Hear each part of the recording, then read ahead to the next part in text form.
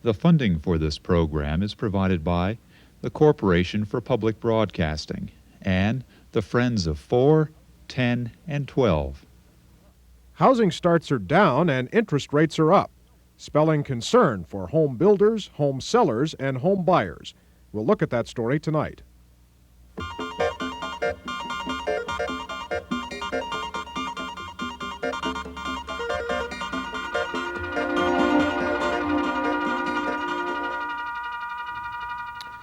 Good evening. The outgoing chairman of the President's Council of Economic Advisers, Martin Feldstein, says today there is, quote, something to worry about with the recent rise in interest rates. But President Reagan says today that he really can't see why the rates are going up. As he put it in a speech, and I quote, there is no satisfactory reason for the increase. Mr. Reagan's speech today came before a group of realtors, a group that clearly is edgy about the interest rate rise because it so clearly impacts on home building and home buying. We'll be looking at that situation tonight and what the future might hold for the housing market in Idaho. We'll be talking later on with a mortgage banker, with a realtor, and with an economist. Despite the recent uncertainty over interest rates and the worry over a huge slump in housing starts in March, as producer Bruce Reichert has found, in many ways it is still a buyer's market in Idaho, with the builders, the lenders, and the sellers pulling out all the stops in order to make a deal. It's the great American dream to own your own home, but already this year there have been enough conflicting signals to make one wonder if housing is heading for the ceiling or crashing through the floor. Some examples. The Department of Commerce says housing starts fell a record 26% in March, the sharpest one-month drop since records have been kept. And the Census Bureau reports that home ownership has declined for the first time in 20 years. But at the same time, creative financing coupled with the large post-war baby boom is keeping the industry afloat, even as interest rates soar. One of the reasons higher interest rates haven't devastated the housing market is because, quite simply, people really want to own their own homes, even if it means having to take some risks, and even if it means not getting quite the house they'd like to get. We're cutting down the size of the homes and making them even more affordable. Home builders like Ramon Stewart are building smaller houses with the illusion of more space. This house, for example, is just over 1,000 square feet, but it looks much bigger. We're trying to do more things in one room, more of a combined room rather than two rooms to do the same job. This particular house has very high vaulted ceilings. It's a 12 and 12 pitch attic with lots of room for insulation. The whole room is entertainment area. This is an entertainment center that'll be behind doors, and we'll have a stereo television. We have it wired for cable television. The fireplace will be in this corner here. So this room is really very small, but it has a lot of use, and it has lots of volume to make it feel large with the high vaulted ceilings. Stewart has built a lot of houses in his life, but today his biggest worry is the skyrocketing interest rates. If we can do something about the deficit and keep the interest rates down, we've got a pent-up demand that's large enough to sustain a growth here in Idaho. If home builders are worried, so are home buyers. The high interest rates are forcing many to seek adjustable rate mortgages, loans that are several percentage points below fixed rate mortgages. They're loans that many buyers can qualify for, but after a year or so, the interest rates begin to rise, and some critics are calling these adjustable rate mortgages ticking time bombs. All of a sudden, rates almost double on you, and we just weren't prepared for it. Pat Sawyer is one who got burned. He and his family moved into this house several years ago, but when the balloon payment came due, they found themselves in a lot of trouble. They tried to explain how the rates and the payments would work over a period of time, and I thought I understood it, but then once the contract was finally signed, it was a lot different than what I had anticipated it to be. You make X amount of dollars per month and you adapt to a certain lifestyle, and then all of a sudden you get hit in the face with something that you really aren't aren't all that prepared for. Sawyer said he learned the hard way. He gambled on interest rates coming down, he lost, and his house payments doubled. It was quite an experience, and we're still going through some of that now. What advice would you give to somebody getting into the housing market for the first time? Well, I can see now, as are so many things, that you learn by your hindsight, and you cannot count on what the economy is going to do 5 years down the road.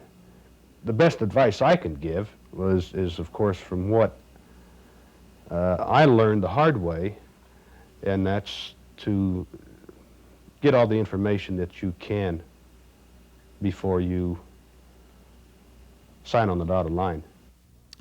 Once again, it could be new concern over rising interest rates that keeps a lot of potential buyers from signing on that dotted line. On this broadcast last night, Boise Cascade Corporation Chairman John Ferry was clearly worried about the increasing interest rates. Housing is a cyclical business, not from a demand standpoint, but from a supply standpoint. The supply is determined largely by the cost and availability of money. And as you've probably noted, it appears, interest rates are in fact beginning to go up. And if they get much higher, that's certainly going to have an adverse effect on the availability of new housing. More on this interest rate situation now, beginning first with a mortgage banker.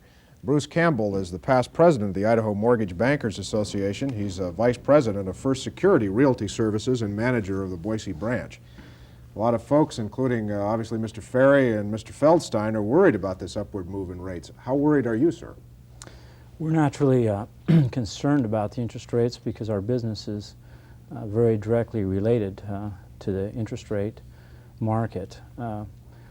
When the rates go up, our demand goes down significantly. I think that our big concern this year is we're not real sure what rates will do. There are a couple scenarios that we feel are the best bets. One being possibly that rates won't get much higher than they are now, that they'll remain relatively flat throughout the rest of the year. The other being there's a great deal of concern in the deficits right now, and Congress is in the process of trying to decide what they can do towards some deficit cuts. I think when that's decided, that may determine what rates will do for the rest of the year. If the deficits aren't significantly reduced, there is a possibility that rates may continue to go higher, as much as possibly 1%.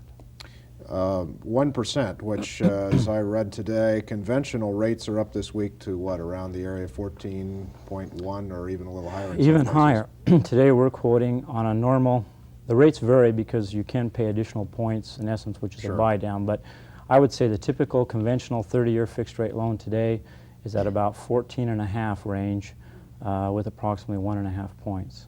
So that might go as high as even 15.5. That's a possibility. We hope not, but that's possible. And every half point or so makes it, that just drops that many more people out of the market, right? That's correct. What's the figure, what's the sort of rule of thumb which you go by when they go up, how many more people are ineligible? Well, I don't know exactly what that number would be. It varies based on incomes in different states.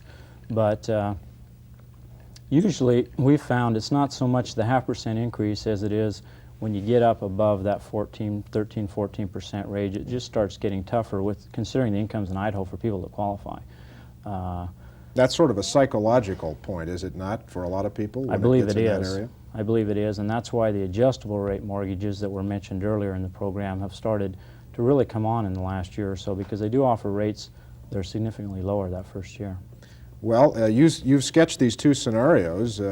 Finally, would you like to make a prediction as to what you think might happen? I'm hoping that we are close to the peak for this year, and that rates, they may have some up and down movement throughout the year, but I'm hoping that we won't be much higher than we are right now. I've learned in the past that forecasting is dangerous, so, but that would be my best bet right now. We'll come back, sir. Thank you. Let's get the view now from the selling side, and for that we go to Rod Beck. He's a realtor. He's active in the Idaho Association of Realtors as that group's legislative chairman. Mr. Beck, what sort of impact are you seeing so far in Idaho due to this increase? Well, Mark, April of this year was the best year our company has had for probably 5 months. We're talking about new construction. New construction is affected much greater than existing home sales. Sure. And that's a small percentage of the marketplace. Nationwide, homes are up on an annualized basis to 3 million units. That was in March of this year. That hasn't been topped since November of 1980. I think that gets down to the basic, your producer hit the nail right on the head. People want to buy a home. Traditionally and historically, people have been willing to go to war for their friends, their family, and their home, and darn little else. People want to own their own home. And we're talking about a very complex issue here, interest rates. But the survivors of the industry, the sellers and the realtors that survived the industry the last 3 or 4 years, have learned that there's other ways of financing, and that is the key to why our firm did $5 million in April. Okay, I hear what you're saying, but some of the people who are more pessimistic about this situation see the combination of the rising rates and a drop overall in the country in home ownership in the last year.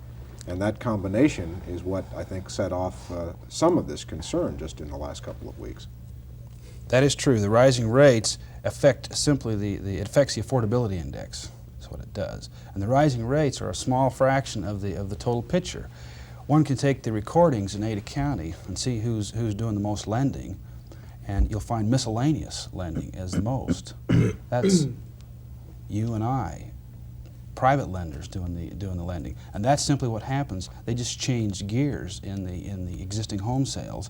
If the mortgage banking industry requires too high of a yield on their funds, then the homeowner is then the bank. So folks are just aggressive enough about getting a house that they'll go to great lengths right now to do that. Not just right now, but that's the whole basis of our country, is the broadest ownership of land will guarantee our preservation of our country. Well, let me ask you just quickly about a couple of things Mr. Campbell said. First off, that he didn't think the rates would go very much higher this year. Agree? I haven't got the slightest idea what the rates will do. I used to try to predict it back in 1980 and 81, and I was so far off base that I quit predicting. Well, let me phrase the question a little differently then. If they were to go somewhat higher, another point, or I think Fortune magazine is predicting perhaps even a 2-point increase in some of these longer-term rates over the next year, what would that do to these people who are aggressively in search of a house? What sort of a damper would that put on? It would hamper the new construction industry more than the existing home sales. That's what it would do. The used home sales would not suffer that much of a damage, particularly if it was only a 1 or 2% increase in rate. People are willing to buy and people are willing to finance it. If the lending community can't provide the sources of the funds, then the owners will provide those sources of funds, and because people want to own a home, and there's people that move, they get transferred, all kinds of reasons why people need to sell their homes, and that's why they then turn into the funding sources. Okay, well, let me go back on that point. Let me go back to Mr. Campbell here for just a moment. He seems to be saying if you guys can't make a good and an attractive enough deal, that people will find another way of doing it. Are you finding that to be the case? Oh, I think that's certainly true. It has been in the past. What he's saying is that new construction is limited to new financing. A builder typically cannot carry the cost of that entire home on a contract or with his own funds. So he relies on new financing for his buyers. Whereas a homeowner on an existing home may possibly be able to allow his loan to be assumed and carry a small second on the difference or take a certain portion down. And a home seller, is usually willing to go with a below market rate. For example, today contracts are carried at 11%, say, quite commonly, which is maybe 2 or 3% below what the new financing rate is. A home buyer will do that in order to sell his home. And that's done quite often. So the impact then really comes on the new construction, the new homes. For the most part, yes. There still are a lot of people that that need their cash out of their home and prefer not to carry a second or a contract, or that have a large equity that just can't be cashed out. And it gets down to either you sell your home or you don't sometimes, so they're forced to do it. But I think it affects both markets, but as Mr. Beck said, it certainly affects new construction much more. And is that, Mr. Beck, where where these adjustable rate mortgages come in, more on the new homes, new construction? That has been the reason why new construction, new starts are up 24% in the state of Idaho statewide. They're up 99% in the north. That's from 1983, the first quarter of 1983 to the first quarter of 1984, comparing the two quarters. New construction start are indeed up 24%, and I think that is directly attributable to the adjustable rate mortgages. Of course, you saw the fellow on the videotape who claims that he got burned, perhaps not completely understanding the impact of these new rates. Is that a problem for people? I also saw in the video where he mentioned a balloon payment. There's no such a thing as a balloon payment in an adjustable rate mortgage. I think he maybe didn't have all the facts, and even knowing if he had an adjustable rate mortgage or not. It doesn't sound to me like he did. You know, gentlemen, that there are some folks, particularly in the Congress, in the mortgage banking industry, that are concerned about abuses of these new adjustable rate mortgages. Do we need to take a step back and take a look at how they're being used and perhaps cap them, as some people have suggested? Put a cap on how much they can increase?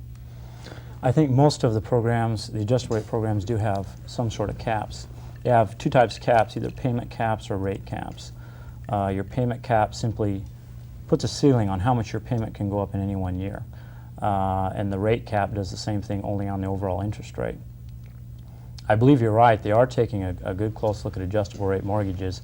I think the adjustable rate mortgages are a good program, but I think the gentleman in the tape earlier, the point was well made that you really need to understand the program. Different programs are designed for different people in different income groups and so on. And there are just a large variety of adjustable rate programs being offered. I think that if you, first, the average person only buys a home a few times in his lifetime, maybe some people only once. They aren't well enough informed or can't be well enough to understand the market and understand the programs. It's very important that they first have a good realtor, a reputable realtor, a knowledgeable realtor they're working with to help them on it, I think, and then also that the lender they're working with is a good, reputable lender, a professional who is willing to explain the program, and that seemed to be his main problem. He didn't understand what he was getting into. Let me just ask you both quickly for one comment, additional comment on these. Newsweek magazine in the latest issue is very upbeat about the housing picture for the next year or so, even taking into account that interest rates very likely could go up some more. And essentially upbeat because of these creative means of financing these new houses. Is it that important to, are they that significant a share of the marketplace, so to speak, that they can keep the housing boom continuing even if the rates are going up, Mr. Beck? You mean the adjustable Yes, sir. Mortgages? Bruce made a very good point. The consumers have put the regulation on these adjustable rate mortgages. Adjustable rate mortgages have been around for 3 or 4 years, and it's just of recent time that they've been broadly accepted by the public.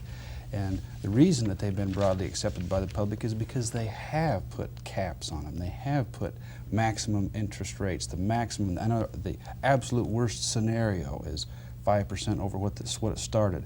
The absolute worst scenario in any one given year is in most cases 2% over what the original note rate was.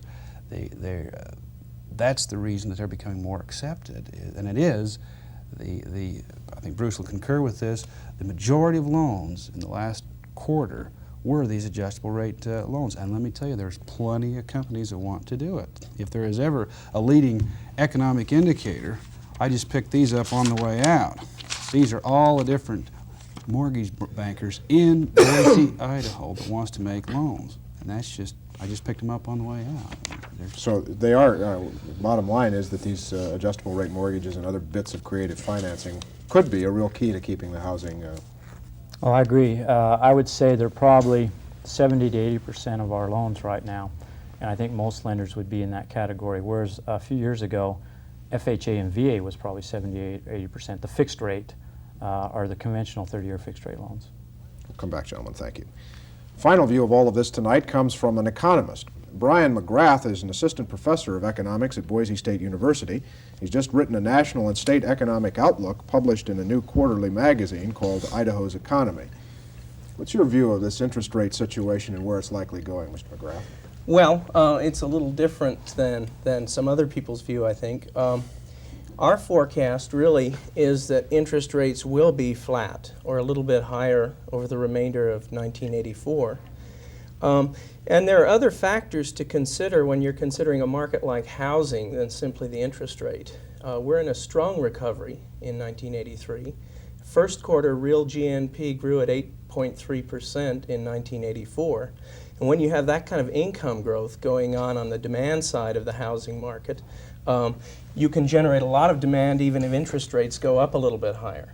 Okay, let me interrupt you there just to back up. You think rates will be flat. Why? Well, basically it's our forecast. What we take into account in forecasting interest rates are factors like monetary growth, factors like the level of output growth, the level of unemployment, supply-side price shocks affecting costs of production. All of those come into our forecast of interest rates. But the interesting thing is what doesn't come in. And what doesn't come in is the federal deficit. It's very popular right now to blame the federal deficit for high interest rates, but academic economists like myself have been, looking around for a long time to see if we can find any kind of empirical link at all between the size of the federal deficit and market or real interest rates.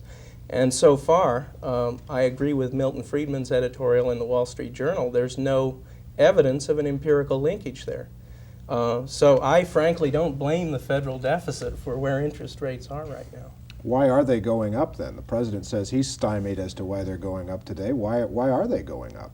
Well, you could tell a number of stories about why they're going up. All I know is that our forecast is for flat interest rates. One story is that it's recently appeared, at least over the past 6 months or so, that Federal Reserve monetary policy has been somewhat more expansionary than we had previously thought. They revised their monetary growth data upwards. And that is closely linked in financial markets to expectations of future inflation. And interest rates rise in response to rises in expectations of future inflation. So that's one story you could tell. Yet the White House this week, if I understand them correctly, is criticizing the Fed in fairly strong terms for not letting the money supply expand even within their targets. Am I right? Well, I think that there's some disagreement between economic theorists in the White House as to what the effect of money supply growth is on interest rates. To many economists, it seemed more and more apparent over recent years that high monetary growth became more and more rapidly translated through market expectations into higher interest rates. Now, there is a conventional view that if you loosen up monetary growth in the short run, you can push down market interest rates. But we haven't seen much evidence of that empirically over the last 3 or 4 years. So that home builder we saw earlier on the videotape who said, if we could only get something done with this deficit, we can continue to sell houses, he might have the wrong view of it. Well, he might have. I'm not saying that there is no relationship between the deficit and interest rates. All I'm saying is that as an economist, I haven't found it yet, and I don't know of any other economist that's found it. Well, let me go back to these other two gentlemen on that point. Is there, if not an empirical link between the deficit, which we hear and read so much about, and interest rates going up, is there some sort of psychological link in perhaps home buyers' minds that, gee, if we don't do something about this, interest rates are going to go up, and maybe I'm going to sit on my money right now? I think I know what he is saying, and I've heard economists say that a lot. I just know that there are a lot of investors in the secondary market that buy our loans that are very, very sensitive to the deficit situation and also to the inflation situation. By the secondary market, you mean? Large investors such as Fannie Mae, Ginnie Mae, when we... who buy up your paper, in other words. Yes, that's correct. And And they're worried, you're saying, about, Yes. about the deficit Yes. and its impact on interest rates. Yes, and a lot of times the rates are significantly higher than than what we call the real rate should be, which is the spread between the inflation rate and what interest rates are at, because of the fact that they have expectations. I think a lot of it's just future expectations of the investors on where inflation will go and what these things will create. Mr. Campbell's right about that, is he not? Yeah, but I In think... terms of expectation, I mean. Yeah, I think so. One of the interesting parts of our forecast is, in fact, that we're also forecasting by the end of 1984. We don't get all this high real growth for nothing. We're forecasting over 6% real GNP growth for 1984, and that compares with 1983's 6.1%. That's a strange forecast in a way, because normally when you're coming into a recovery, you expect to see real GNP growth slow down toward about 3% toward the end of the recovery. What's going on there is that you're seeing an expansionary monetary effect piggybacked on top of the recovery that's generating high output growth, but also higher inflation by the end of the year. We're forecasting about 6% inflation by the end of 1984. And that will push, if market rates stay level, that will have the interesting effect of pushing real rates down a little bit, which taken alone is also an expansionary effect on loan demand. And if that works out the way you predict, well, these fellows ought to be happy, and home buyers ought to be in the pink. Well, I don't see any reason not to be happy. I mean, I'm looking at new residential building permits in Idaho. They doubled from 1983 from 1983 over 1982, and they're 25% higher over the first quarter of 1984 relative to the first quarter of 1983. So if there's a housing crunch in Idaho's future in 1984, it certainly hasn't appeared yet. Mr. Beck, you sounded pretty optimistic earlier. Are you that optimistic? Oh, absolutely. We think 1984 will be the best year since 1980 in terms of our real estate industry and resales of existing homes and even new homes. There is well, you're in the business of buying houses, but you would suggest that now's not a bad time? There's never been a better time in the last 2 decades than right now to buy a new home or an existing home. Mr. Campbell, agree? Oh, I'm still very strong on buying real estate, obviously. I also would like to put a little plug in for the adjustable rate mortgages. They've had a lot of bad publicity, and I don't know that they really deserve it. I think that there are a lot of good programs out there in the adjustable that offer rates much below the 30-year fixed rates. And the reason they're there is because the investor makes, again, the investor in the secondary market we sell our loans to, requires a premium on a 30-year fixed rate loan. You're asking that person to lock in an interest rate for the next 30 years. They don't know what's going to happen during the next 30 years. So I think with the combination of the adjustable rate mortgages, and if my optimistic forecast on rates staying fairly close to where they are now, we could have a very good year. Well, gentlemen, we'll invite you back in 6 months and see how it all works out. Mr. Campbell, Mr. Beck, Mr. McGrath, we thank you for being here tonight. That's our time for tonight. We'll be back here tomorrow. I'm Mark Johnson. Good night.